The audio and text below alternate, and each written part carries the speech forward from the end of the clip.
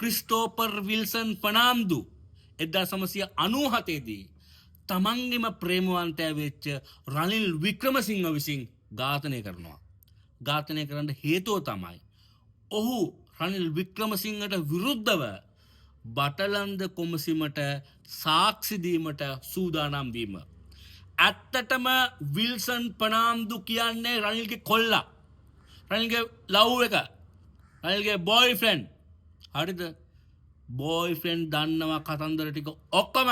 මේ මනුස්සයාට ඉවස ගන්න බැරි වුණා. රනිල් වික්‍රමසිංහ කියන්නේ විකෘති කාමාශයන් පෙළෙන නරුමයා.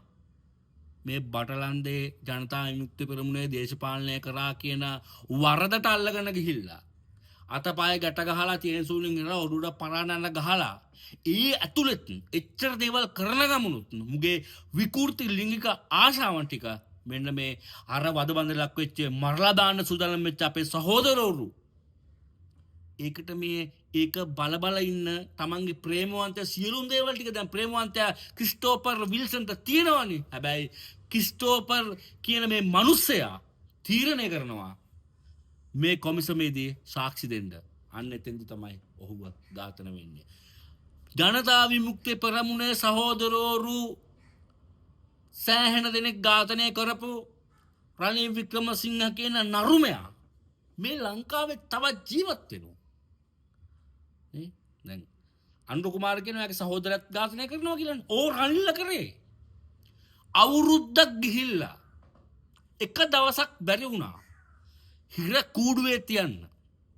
මේ මිනිස්සුන්ට මේ මැරිච්ච මිනිස්සුන්ට ඔය ක්‍රිස්ටෝපර්ලට අර වද බන්දේ ලක් වෙලා මැරෙන්න ඕනම තියලා ලිංගික හිංසනයට ලක් වෙච්ච සහෝදරයට සාධාරණයක් කරන්න මේ පාලකයන්ට බැයිද? ඇයි මේ කල් ගන්නේ?